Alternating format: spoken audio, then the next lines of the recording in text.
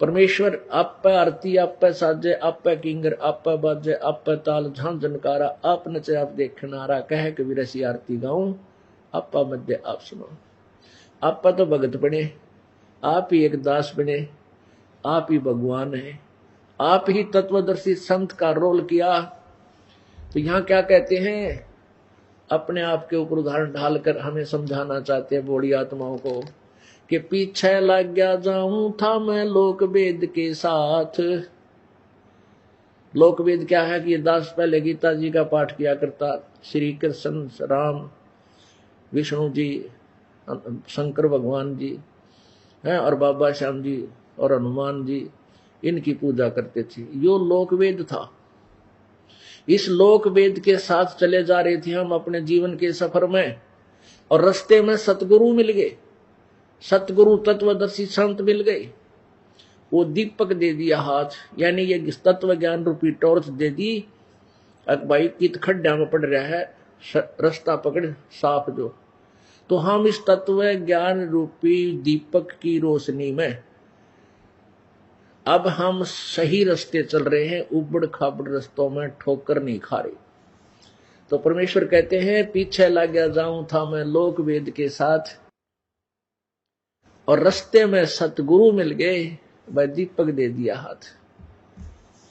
अब हाथ में दीपक है, यानी अंधेरे में टॉर्च है, और फिर कुआं में पड़े तो उसका के करे भाई। अब आपको ज्ञान भी दे दिया, आपको बता भी दिया इस साधना से यह हानि है, फिर भी तुम वही साधना करोगे तो वही बात आएगी कि कर दीपक कुआं पड़े, फिर क्या की कुशलात। हाथ में टॉर्च ले रहा है, फिर कुएं में पड़ने लग रहा नालायक, फिर तो भांग भी रखी है तूने, अभी उतरी नहीं है तेरी, सफर जरूर शुरू कर दिया है, उसका कोई फायदा नहीं। तो पहले तो ये अज्ञान रूपी भांग आपकी उतरे और ये सच्चा ज्ञान हृदय में समावे, फिर भक्ति प्रारंभ होती है। गीता जी अध्याय नंबर 2 के श्लोक नंबर 53 में कहा कि अर्जुन, जिसमें तेरी बुद्धि ये नाना भिन्न भिन्न प्रकार के भ्रमित करने वाले वचनों से, ज्ञान से हटकर एक तत्व ज्ञान पर, एक परमात्मा पर स्थिर हो जाएगी, तब तो तू योग को प्राप्त होगा, अर्थात तब तो तू भगत बनेगा, तब तो तू भक्ति के योग्य होगा। जब तेरी भक्ति प्रारंभ होगी, स्टार्ट होगी, ना तू इंटलेट हुआ है। तो पुण्यात्माओं, ये दास चाहता है कि आपको इतना दृढ़ कर दूं कि ब्रह्मा भी आ जा और विष्णु शिव जी आ जा अपने ज्ञान में, आप उनके छक्के छुड़ा दो, उनसे भी डगमग ना हो सको, तब हम सतलोक जा सकेंगे। ना तो कालक ने मेरे एजेंट छोड़ रखे हैं जगह जगह भ्रमित करने वाले। इससे भी क्या होगा, अपने दादा लाई पूजा ना छोड़ा करते, यानी ना जाने कितने का आ जाएंगे फिर आपको शिक्षा देने वाले। पर आपने दृढ़ रहना है, किसी की नहीं सुननी भाई, ठीक आप अपना करो, हम अपने करें। तो परमात्मा बंदी छोड़ दी, चारों युगों में आए। सतयुग में अपना सच्चा ज्ञान बताने के लिए आते रहे। सतयुग में सत्सुकृत नाम से, त्रेता में मुनिंदर नाम से, द्वापर में करुणामय नाम से, और कलयुग में अपने ओरिजिनल नाम, वास्तविक नाम कबीर देव। कबीर देव, कबीर साहब, अल्लाह कबीर, अल्लाह अकबर, ये प्रभु परमेश्वर का वास्तविक नाम है। और सत्य पुरुष, परम अक्षर ब्रह्म और परम अक्षर पुरुष, ये उपमात्मक नाम है। जैसे अपने देश के प्रधानमंत्री जी का शरीर का नाम तो अन्य होता है, और प्रधानमंत्री या प्राइम मिनिस्टर ये भाषा भिन्न होने से इनके पद के नाम हैं। तो ऐसे कबीर परमेश्वर का, उस परम अक्षर ब्रह्म जी यानी सत्य पुरुष का वास्तविक नाम कबीर है। उसको कबीर कहो चाहे कबीर कहो, कबीर कहो, कबीर कहो, हम अपनी भाषा भिन्न से बोलते हैं। और उनकी उपमा यानी पोस्ट का नाम है सत्य पुरुष, अविनाशी परमात्मा, परम अक्षर ब्रह्म, पूर्ण ब्रह्म, परमेश्वर, ये उनके यानी पद के नाम है, उपमात्मक नाम है। तो ये परमात्मा चारों युगों में आते हैं, और चारों युगों में यही अमृत ज्ञान अपनी सच्चिदानंद घन की वाणी अर्थात सूक्ष्म वेद, पांचवा वेद प्रचार करते हैं। कैसे करते हैं?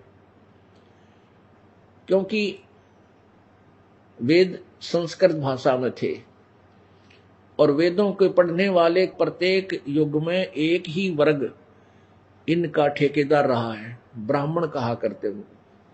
और परमात्मा आते थे प्रत्येक युग में जनसाधारण के लिए एक सिंपल लैंग्वेज में, उस समय की चल रही उसी लोकल वाणी में वही पूर्ण ज्ञान वेदों का और पुराणों का अलग से लिपिबद्ध करवा के जाया करते थे। जैसे हमने कोई सामान बेचना है, किसी गांव में जाकर खड़े हो जाएंगे, अपना सामान खोल के आवाज लगाएंगे, ले लो भाई प्याज, ले लो प्याज, बहुत बढ़िया है, देख इतने अच्छे हैं, किसी मोटे मोटे इसके दल हैं। तो 10-20 लोग इकट्ठे हो जाएंगे, फिर वह प्याज को लेगा, ले लेगा ना, तन्नो जरूर का भाई प्याज बेचनी आ रहा है, वहां खड़ा है। तो परमेश्वर कबीर जी अपनी वाणी को कहीं भी खड़े होकर के और आप पे गाड़ लग जाया करते, कहीं भी खड़े हुए चौराहे पर या किसी नगर में, और ऊंची आवाज में आवाज लगाते थे। क्या कहते थे? राम नाम रटते रहो, राम नाम रटते रहो, जब तक घट में प्राण, कब हो तो दीन दयाल के बिनक पड़ेगी कान। कबीर लूट सको तो लूटियो, राम नाम की लूटे, पीछे फिर पछताओगे, प्राण जाएंगे छूट। अब अपनी इस लोकोक्तियों के माध्यम से, कविताओं के माध्यम से, शब्दों के माध्यम से परमात्मा ऐसे अपनी महिमा आप पर गाया करते। परमात्मा की आवाज को सुनकर इस अमृतवाणी में, परमात्मा की अमृतवाणी में विशेष कसक है। आत्मा एकदम फड़क कर देखती है, या उसको खींचती है आत्मा को परमात्मा की वाणी। तो वहां 20, 30, 50, 100 आदमी जो तमाशा देखनी है वो इकट्ठे हो जाते। फिर परमात्मा घंटे 2-2, 3-3 घंटे सत्संग सुनाते, और वो नो बैठे रहते, मुंह की तरफ देखते रहते। फिर परमात्मा की महिमा आसपास फैलने लग जाती कि वे बहुत बढ़िया ज्ञान सुनाता है। एक बावड़ा सा आदमी आया करे, आप बोल रहा कितना उखड़ा हो गए। अब और के करे परमात्मा, क्योंकि सारे विद्वान पाक रहे हो, संस्कृत भाषा जाननी है तो वो मानना नहीं परमात्मा की वाणी ने, और जनसाधारण वैसे नहीं सुने क्योंकि वो नकलियान वो भ्रमित गणे कर रखे। तो परमेश्वर कहीं खड़े होकर के अपनी उस अमृत वाणी की बौछार करने लगे। तो उस परमेश्वर की वाणी में एक और विशेष खासियत है कि कुछ ऐसे कर्म हैं पाप, जो परमात्मा की इस वाणी का श्रवण करने से आपके पाप नष्ट होने लग जाते हैं। 2-4 बार श्रवण करने से आपके बहुत से ऐसे जो पाप हैं, वो जो नॉर्मल से होते हैं, वो समाप्त हो जाते हैं, और फिर रुचि बन जाती है भगवान में आस्था बनने लग जाती है। जैसे तुलसी पिछले पाप से हरि चर्चा ना भावे, जैसे जवर के वेग से भाई भूख बेदा हो जावे। जैसे किसी का बुखार चढ़ गया, किसी को टेम्परेचर हो गया, तो उसको भूख नहीं लगती, और विशेषकर मलेरिया हो जाता, जमा जुलम पाट जाए, बुखार हो जाएगा तो जीभ की तरफ रोटी ना सेब ना मनुखादा लगा नहीं सकते, मुंह का उल्टी आवे, उल्टी गिरने को हो जाती है, इतनी कड़वी लगती है। अपने आत्माओं ना सेब कड़वी, ना रोटी कड़वी, और न ही मनुखादा कड़वी। उस बुखार ने, जवर ने उस बीमार व्यक्ति के शरीर की व्यवस्था बिगाड़ दी, जिस कारण से मीठी वस्तु भी कड़वी नजर आ रही है, लग रही है, महसूस हो रही है। तो उसका ट्रीटमेंट क्या है, उसका इलाज क्या है? कड़वी गोलियां खानी पड़ेगी। कुनीन से कड़वी कोई गोली नहीं होती, टैबलेट, और वो भी 2-2, 3-3 की फांके मारने पड़ेंगे, ना चाहते भी खाने पड़ते।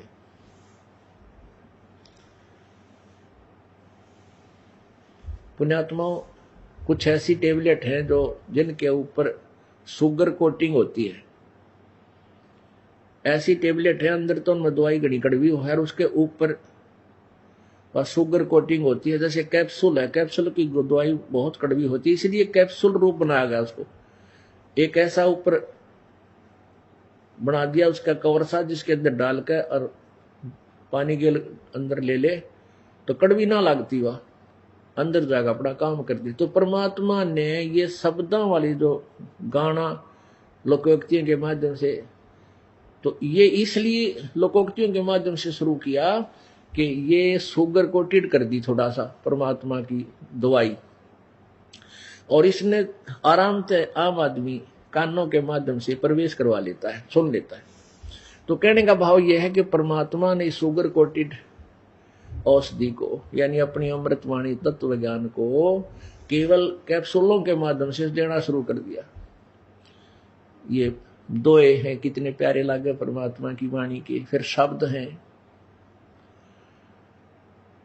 नहीं तो सीधी बात 4 बातें हैं भाई, भगवान की भक्ति करो, परमात्मा यो है, परिभाषा ये है परमात्मा की, ब्रह्मा विष्णु महेश से इतना लाभ है, इनकी भक्ति से, ब्रह्म की भक्ति से इतना लाभ है, पर ब्रह्म की भक्ति से ये लाभ है, और पूर्ण परमात्मा की भक्ति से ये लाभ है। इनके ये मंत्र हैं, इनके ये मंत्र हैं, इनके ये मंत्र हैं। भाई भक्ति नहीं करोगे तो 84 लाख योनियों में बहुत दुख पाओगे, कुत्ते के देशुअर बनोगे। ये तो है एक साधारण सी बातें, हम 1 घंटे में सारी कहानी सुना सकते हैं आपको।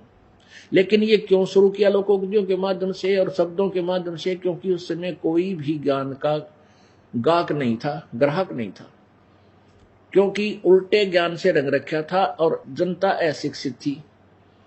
तो ज्ञान को अगर सिंपल लैंग्वेज में साधारण सी बात हमको बताओ, परमात्मा कबीर जी की कोई नहीं सुना था।